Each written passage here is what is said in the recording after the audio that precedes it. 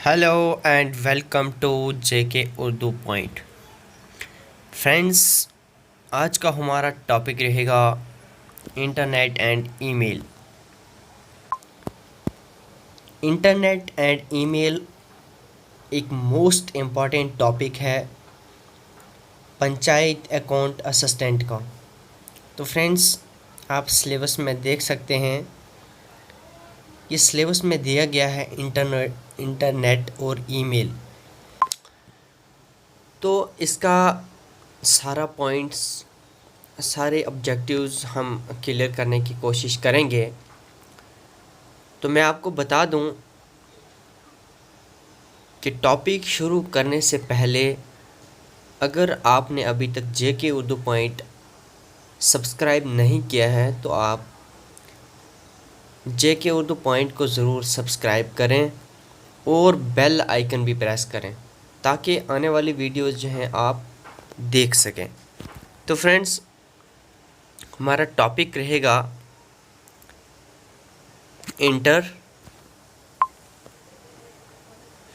हमारा टॉपिक रहेगा internet and email. तो व्हाट इज़ इंटरनेट?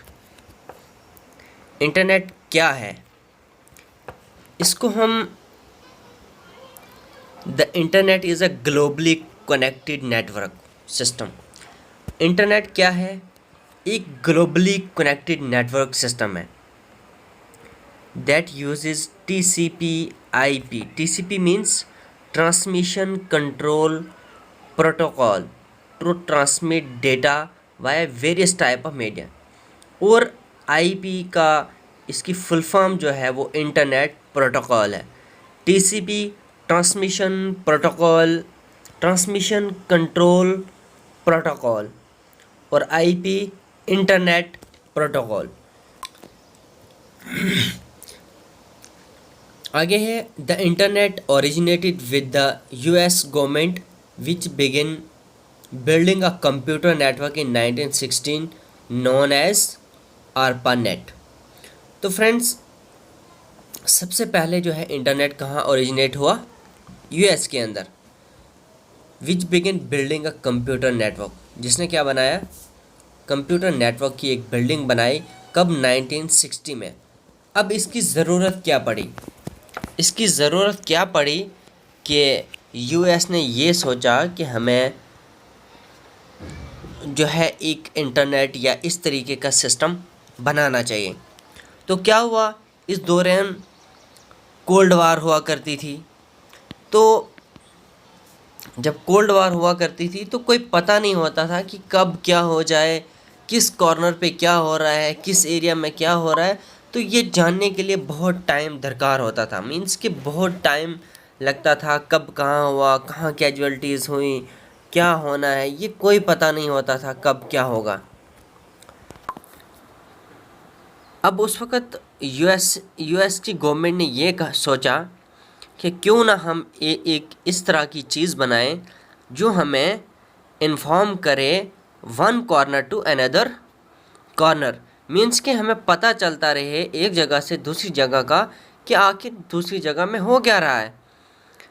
तो उस दौरान चूँकि वार था, वार को टैकल करने के लिए, वार को किसी अंजाम तक पहुंचाने के लिए बहुत एक दूसरे से कनेक्ट होने की ज़रूरत थी।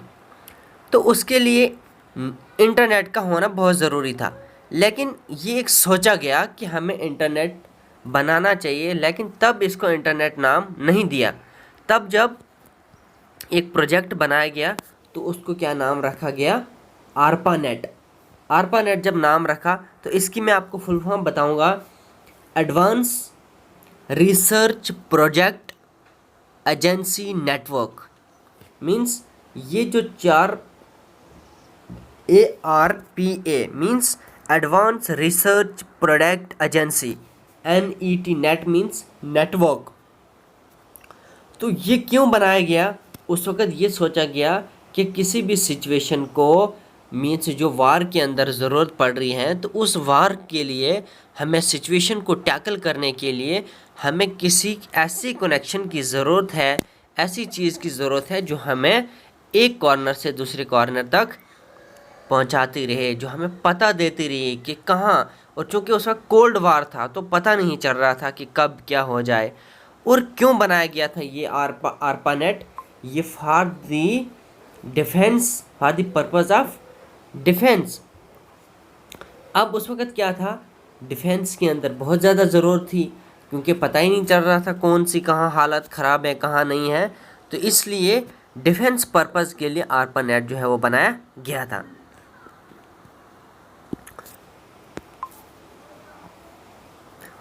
अब नेक्स्ट है हमारे पास, इन 1985 the US national science foundation NSF commissions the development of a university network backbone called NSF net।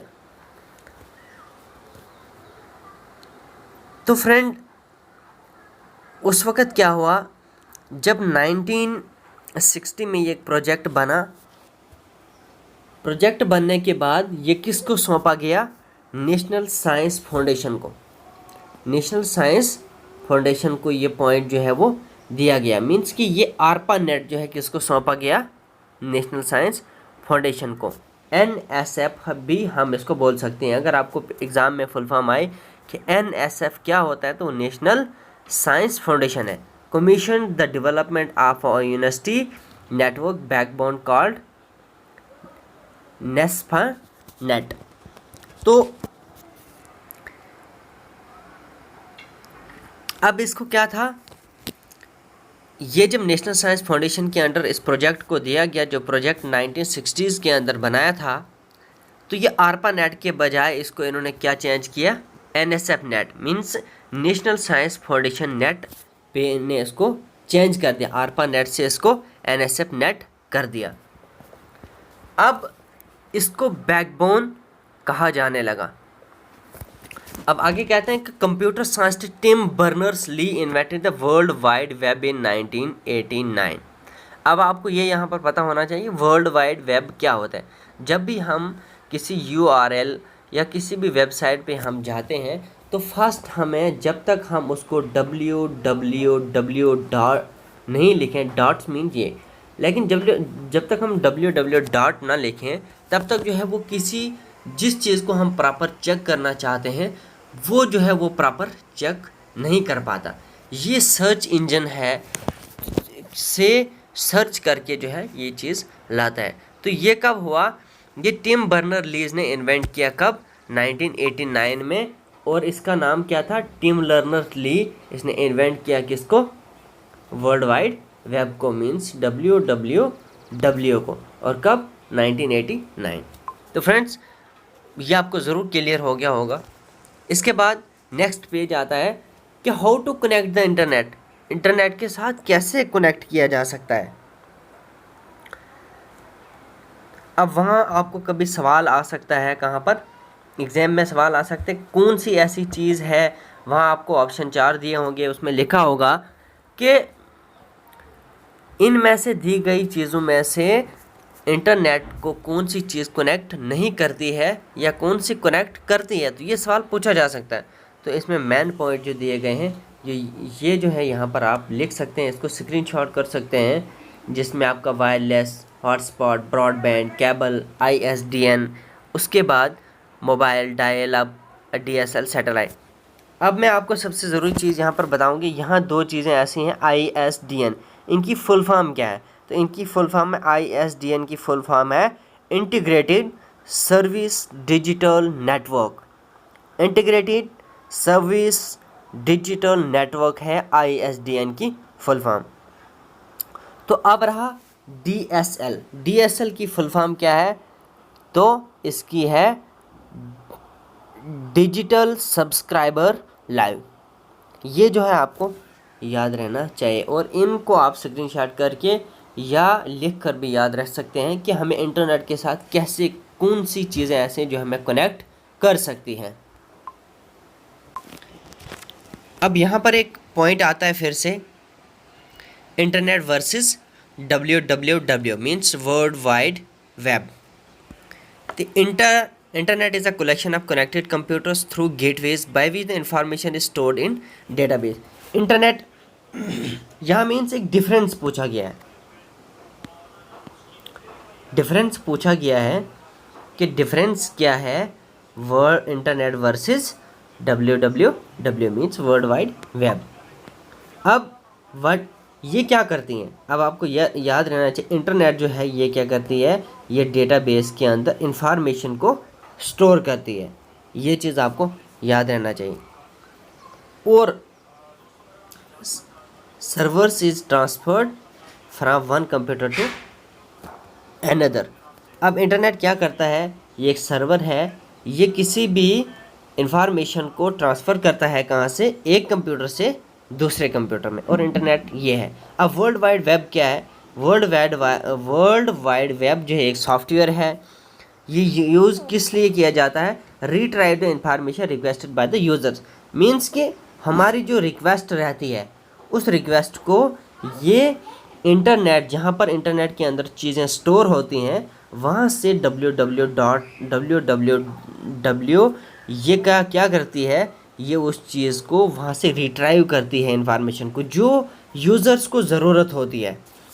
तो फ्रेंड्स नेक्स्ट पेज पे चलते हैं हम। विंट कर्व is widely known as a father of internet. अब विंट कर्व को कौन माना जाता है फादर ऑफ इंटरनेट, ये आपको याद रखना चाहिए। ये सवाल पूछा जा सकता है कि फादर ऑफ इंटरनेट किसको माना जाता है, विंट कर्व को।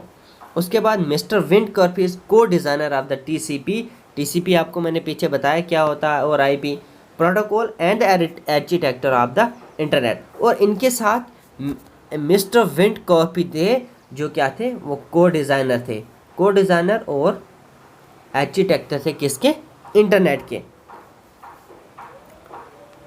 और किसके, आईसीपी या आईपी प्रोटोकॉल्स के, means IP means protocol, ICP और आईपी प्रोटोकॉल्स के आर्किटेक्टर्स और को डिज़ाइनर कौन थे, मिस्टर विंट कर्व।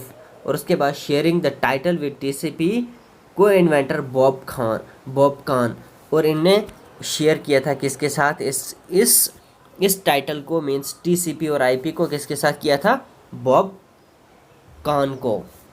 तो उसके बाद नेक्स्ट पेज हमारे पास आता है वेब ब्राउज़र। वेब ब्राउज़र क्या होता है, a web browser is a software. याद रखना है कि वेब ब्राउज़र जो एक सॉफ्टवेयर होता है that allows user to locate, access and display web page.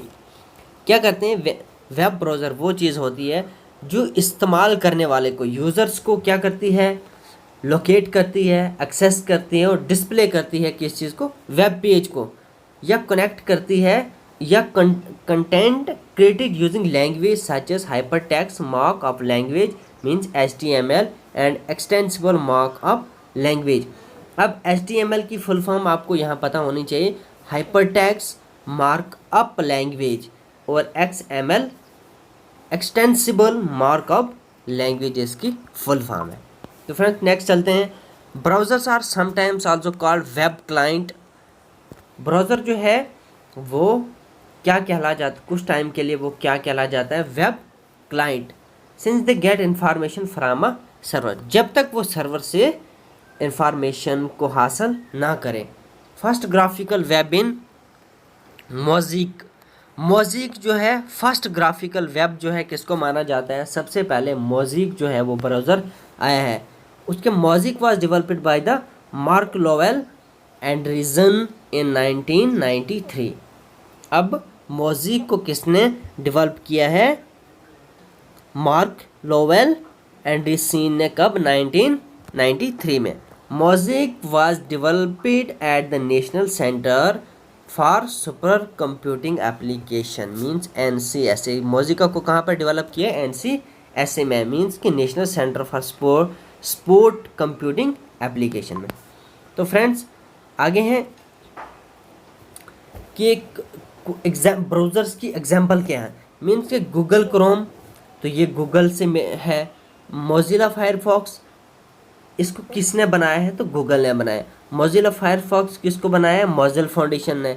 Opera software का, और सफारी जो है ये एप्पल का है। और इंटरनेट एक्सप्लोरर जो है वो माइक्रोसॉफ्ट का है और एज भी माइक्रोसॉफ्ट का है। तो इसको आप स्क्रीनशॉट करके भी या लिख भी सकते हैं। तो फ्रेंड्स आगे चलते हैं। Web address. Web address are an addressing system that identifies where a web resource is located. और वेब एड्रेस क्या करता है, ये एक एड्रेसिंग सिस्टम है जो आइडेंटिफाई करता है कि वेब रिसोर्स जो है वो कहाँ पर लोकेटेड है। और उसके बाद URL है, the uniform resource locator means URL is the standard user to identify web resources. अब जो इंटरनेट पे रिसोर्सेज पड़े होते हैं तो URL क्या करता है, ये एक स्टैंडर्ड यूज टू आइडेंटिफाई। इसको हम स्टैंडर्ड तरीके से किसको आइडेंटिफाई करने के लिए इस्तेमाल कर सकते हैं, वेब रिसोर्सेज के लिए। तो आगे चलते हैं।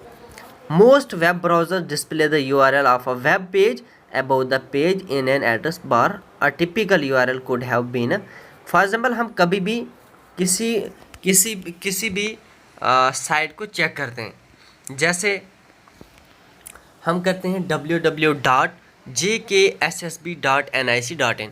तो ऐसे आप समझ लो कि ये www. है, www. अब इसको JKSSB समझो तो .nic.in। हालांकि इसमें बहुत सारी और भी चीज़ें हैं जो आपको सीखने को मिलेगी। अब इसको हम क्या कहते हैं, अब HTTP इसको हम प्रोटोकॉल कहते हैं, www. इसको वेब कहते हैं। और एग्जाम्पल मीन्स कि यहाँ पर जैसे JKSSB है तो उसको हम होस्ट नेम कहेंगे। .com मीन्स डोमेन टाइप और HTML को फाइल नेम कहते हैं। अब यहाँ थोड़ी कुछ चीज़ें और भी हैं कि HTTP stand for hyper text transfer protocol, ये फुल फॉर्म है इसकी कि HTTP को हम हाइपर टेक्स्ट ट्रांसफ़र प्रोटोकॉल कह सकते हैं। HTTP is request response protocol, ये इसको हम क्या कह सकते हैं, response protocol. New version of HTTP is, और जो न्यू वर्जन है, पहले क्या होता था, पहले सिर्फ HTTP होता था और आज जो है मैक्सिमम साइट्स में जो है S को लगाया जाता है। और S का मकसद क्या है और S का फ़ायदा क्या है, और ये सिक्योर्ड है, मींस S का मतलब है सिक्योर्ड। अब जो है इससे बहुत ज़्यादा सिक्योरिटी या बहुत सिक्योर्ड हो गई हैं साइट, जिसमें कोई नुकसान जो है वो किसी यूज़र्स को ना हो। वेब पेज क्या होता है, the backbone of the world wide web is made of files called page और वेब पेज। मीन्स जो वर्ल्ड वाइड वेब की बैकबोन है वो ये एक फ़ाइल है और इसको हम वेब पेज भी बोल सकते हैं, उसको हम पेज भी बोल सकते हैं। कंटेनिंग इंफॉर्मेशन, इसके अंदर इंफॉर्मेशंस होती हैं और लिंक्स होते हैं रिसोर्सेज के, बोथ टेक्स्ट एंड मल्टीमीडिया। इसमें means videos, pics, photos, text सब कुछ होता है थ्रू आउट द इंटरनेट। किसके, इंटरनेट के थ्रू, इंटरनेट पर सर्च करके हमें ये चीज़ मिल सकती है। फॉर एग्जाम्पल हम जब कभी साइट पे जाते हैं किसी चीज़ को चेक करने की, जैसे हम फ्लावर चेक करते हैं तो फ्लावर वहाँ टेक्स्ट में भी आता है, उसकी साइट, उसकी डेफिनेशन और साथ में उसकी वीडियोस और साथ में उसकी पिक्स वगैरह भी आती हैं। It is created using HTML। तो ये क्रिएटेड करते हैं किसके द्वारा, HTML के। द मेन और first page of website is known age home page. अब वेबसाइट का फर्स्ट पेज जो है वो क्या कहलाता है, वो होम पेज कहलाता है। इसी तरीके से वेबसाइट क्या होती है, website a group of web page that follows the same theme and are connected together with hyperlinks is called website। Means कि वो वेब पेज एक वेब पेज का ग्रुप जो फॉलो करता है थीम्स को और कनेक्ट करता है किसके साथ, हाइपरलिंक्स टुगेदर, मतलब मिलकर जो है हाइपरलिंक्स मिलती हैं और उसको हम क्या कहते हैं, वेबसाइट। जैसे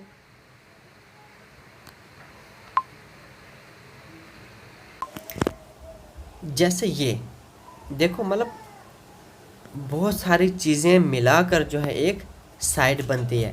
इसको हम जैसे HTTP, www, example.com, index, HTML, तो इसी तरीके से हम www. ऐसे लिखते हैं JKSSB.nic.in। तो इसको मिलाकर ये सारा क्या कहलाता है, वेबसाइट कहलाता है। तो उसके बाद ये आपको यहाँ फॉर एग्जाम्पल दिया भी है, एज ए वेबसाइट वाइल इस तरीके की होती हैं। HTTP www.carwala.com new is a web page. और वेब पोर्टल क्या होता है, a new a web portal is a customise website, content is log in protected and user specific. अब वेब पोर्टल क्या होता है? वेब पोर्टल वो पोर्टल होता है जो किसी खास मकसद के लिए बनाई गई हो। खास मकसद जैसे हम कभी ऑब्जेक्टिव टाइप्स जो है वो ढूंढते हैं जाकर इंटरनेट पे, तो वहाँ क्या है, वहाँ पहले कुछ साइट्स ऐसी आती हैं जहाँ पर हमें पहले लॉगिन करना ही करना पड़ता है। लॉगिन करने के बजाय जो है कि बगैर जो है हमें वहाँ पर आगे हम एक्सेस कर ही नहीं पाते। तो वहाँ लॉगिन क्यों करना है? लॉगिन इसलिए जैसे हम यूट्यूब पर जाकर सब्सक्राइब करते हैं, साथ में बेल आइकन भी प्रेस कर देते हैं, तो उसका फ़ायदा में क्या होता है कि अगर जो यूट्यूबर होता है वो जैसे कोई यूट्यूब पर अपलोड वीडियो करता है तो वो जो है हमें मिल जाते हैं, तो जल्दी जो है उसकी नोटिफिकेशन हमें जाती है। तो इसी वेब पोर्टल का यही फ़ायदा होता है कि ये क्या होता है, ये किसी ख़ास मकसद के लिए बनाई गई होती है, चाहे वो कोई बिज़नेस हो, चाहे कुछ भी, मगर किसी ख़ास चीज़ के लिए। अब वेब पोर्टल आपको मैंने बता दिया, इस पर हमें लॉगिन ज़रूर करना पड़ता है। उसके बाद हमारे पास आता है cookies. Cookies are most commonly use to track website activity. अब कुकीज़ का मकसद क्या होता है? ये सिस्टम ही आपके फ़ोन के अंदर, आपके लैपटॉप, आपके कंप्यूटर के अंदर इसको मीन्स कि मिक्स कर देता है आपकी फाइल्स के अंदर। अब इसका सबसे बड़ा मकसद क्या होता है? ये किसके लिए होता है? वेबसाइट एक्टिविटी को ट्रैक करने के लिए होता है। फॉर एग्ज़ाम्पल हम आज किसी साइट पर जाकर, जैसे ज़ोमैटो है, ज़ोमैटो पे जाकर हम क्या करते हैं, वहाँ जाकर एक जैसे कोई अच्छा सा शूज़ हमें पसंद आ जाता है, तो जैसे हमें शूज़ पसंद आ जाता है तो हम उसको सर्च करते हैं। सर्च करने के बाद अगर हम उसको ख़रीदें या ना ख़रीदें, लेकिन हमने वहाँ एक चॉइस बताई है।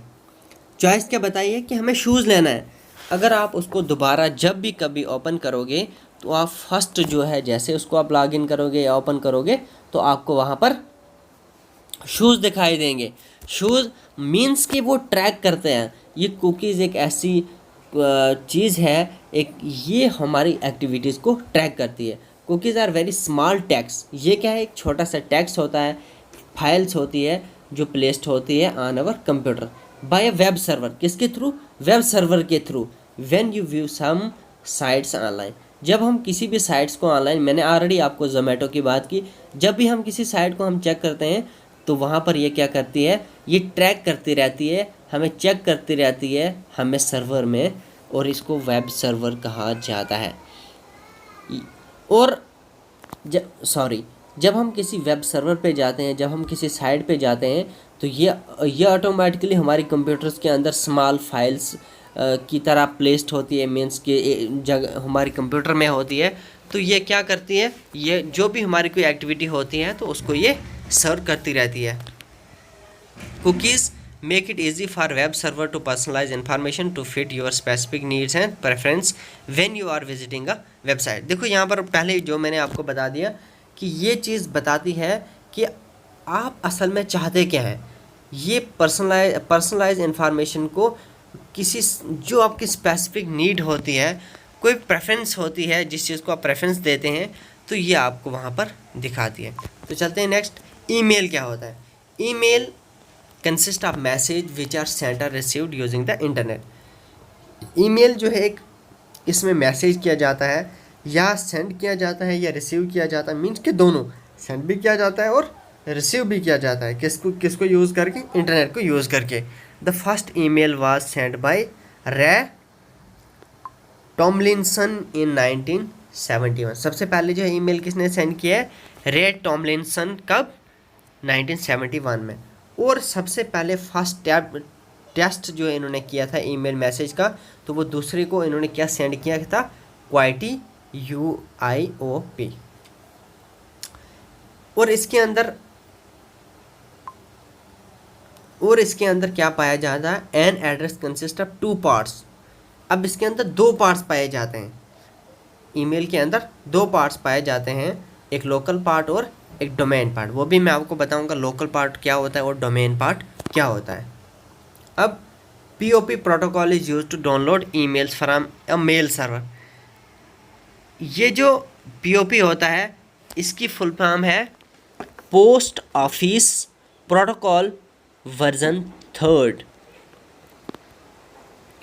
और उसके बाद IMAP is use to access the mail from the server itself. और IMAP की फुल फॉर्म क्या है? इसकी फुल फॉर्म है इंटर मैसेज एक्सेस प्रोटोकॉल। और उसके बाद POP use port number 110 and IMAP use port number 143। उसके बाद ये मैं आपको बताऊंगा कि हमारे पास लास्ट था ये पेज। नेक्स्ट जो भी आपके लिए हमारे पास टॉपिक होगा, आप कमेंट बॉक्स में मुझे ज़रूर बोल सकते हैं, फिर भी मैं अपनी तरफ से भी टॉपिक बनाऊंगा। लेकिन आपको जो अच्छा लगेगा वो आप मुझे कमेंट बॉक्स में ज़रूर पूछें। वीडियो आपको अच्छी लगी, अब आपको समझ आती है या नहीं आती है, वीडियो में गलतियां भी हो सकती हैं, आप कमेंट बॉक्स में ज़रूर मुझे बता सकते हैं। कोई पहले जो है कुछ फ्रेंड्स की ये शिकायत आई थी कि आवाज़ कम है। आज मैंने कोशिश की कि आवाज़ जो है आपको वीडियो में अच्छी मिले, तो मैं हमेशा कोशिश करता रहूँगा कि आपको वीडियो में आवाज़ हमेशा अच्छी मिले। क्योंकि पहली वीडियो जो मैंने बनाई उनमें से आवाज़ थोड़ी कम थी, तो मैंने कोशिश की कि आज की वीडियो में आपको आवाज़ अच्छी लगे। वीडियो को अच्छी लगी तो आप लाइक और शेयर ज़रूर करें। कमेंट करके आप मुझे बोल सकते हैं कि क्या वीडियो के अंदर क्या कमी है, आपको क्या ज़रूरत है, क्या क्वेरी है, वो सब सारा आप मुझे पूछ सकते हैं, बता सकते हैं। Thank you. अल्लाह हाफिज़।